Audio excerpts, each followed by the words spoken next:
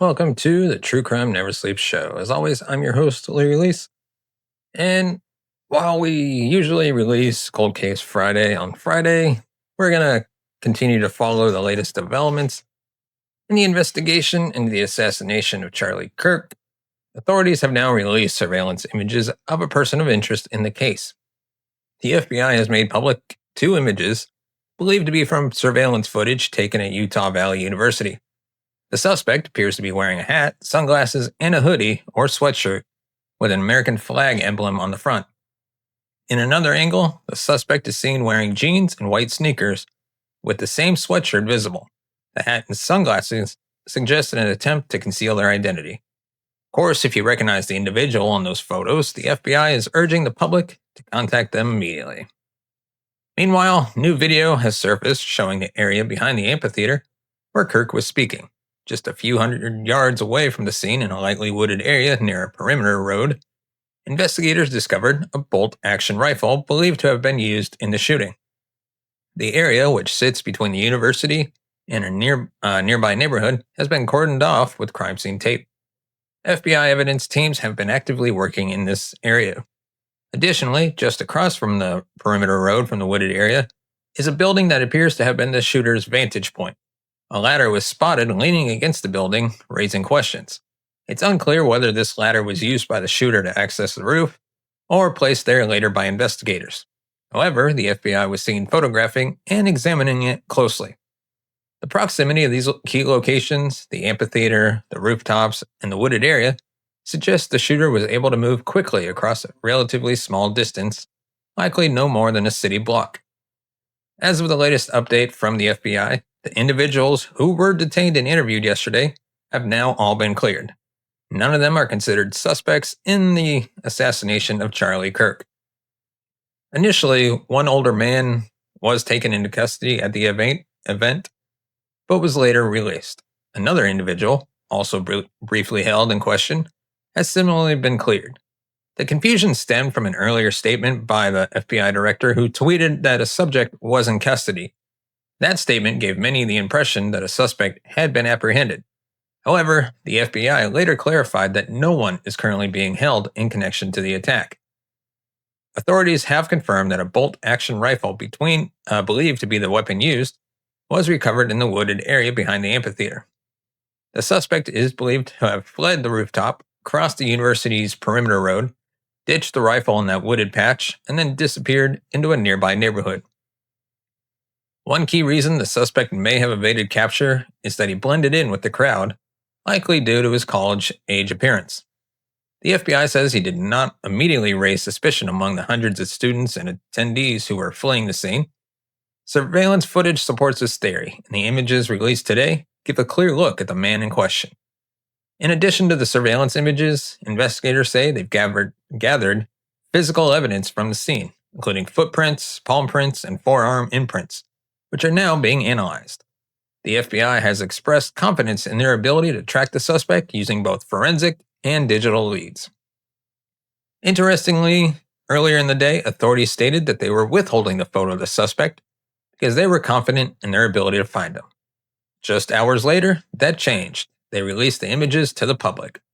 This shift may indicate that previous investigative methods weren't producing results as expected, prompting a broader appeal for public assistance. The location of the shooting on a university campus, surrounded by mountainous terrain, initially seemed like it might work in the suspect's favor, offering numerous places to hide. But according to a former FBI agent familiar with the region, the geography may actually make it easier for authorities to track the suspect down. In an interview conducted the night before, the former agent explained that large cities like LA or New York present more challenges: multiple highways, dense street grids, and countless places to disappear. In contrast, Utah has far fewer escape routes, just a couple of major highways, and a smaller urban footprint. This could limit the suspect's ability to remain hidden for long. There's also been speculation about whether the shooter was a trained professional.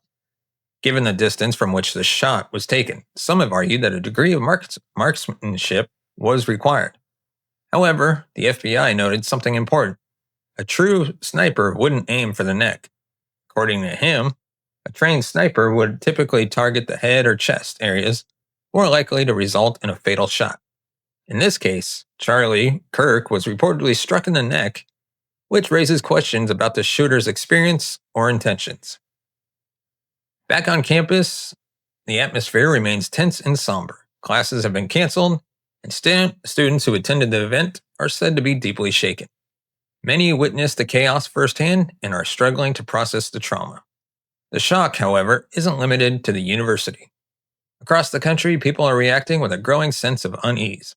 Political violence has affected individuals on all sides of the political spectrum, and this latest attack only deepens the national concern.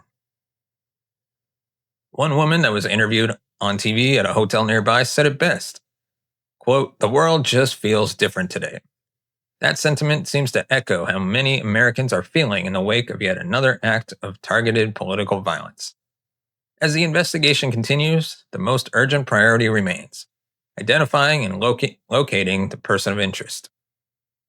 The FBI has released 2 surveillance images, and they're asking for the public's help.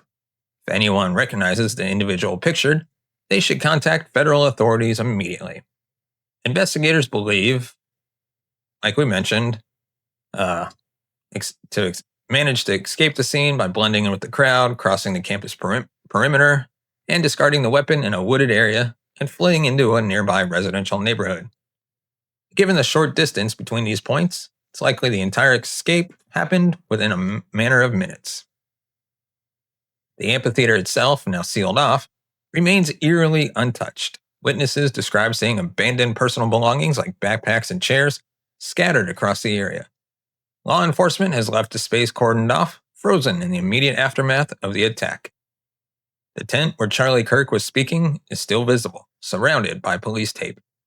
Authorities remain tight-lipped about what else they may know, but they've hinted that more information could be forthcoming. It's clear they may be holding back certain details, possibly to preserve the integrity of the investigation.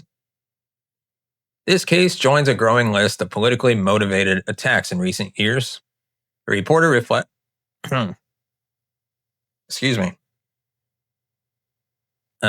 just look back at the shooting of lawmakers in Minneapolis, the attempted assassination of President Trump in West Palm Beach, and the recent shooting in Butler. These acts of violence, regardless of political affiliation, have shaken this country. Despite speculation circulating in some media outlets, including reports about possible messages written on the firearm or theories about the suspect's motive, we stick to confirmed facts. Until more information is independently verified, rumors remain just that, rumors. The hope now is that with the suspect's photo widely circulated, someone will come forward with a lead that helps bring this case closer to a resolution.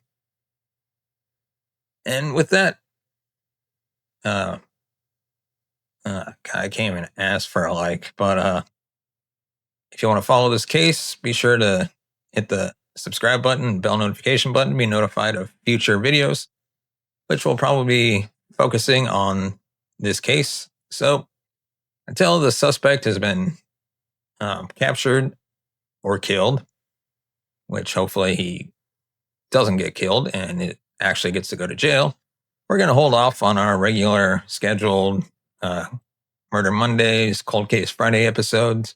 And instead, we're going to focus on this case, and I'll bring to you any video updates on this case in the future weeks. As always, thank you so much for watching and listening. We'll see you next time.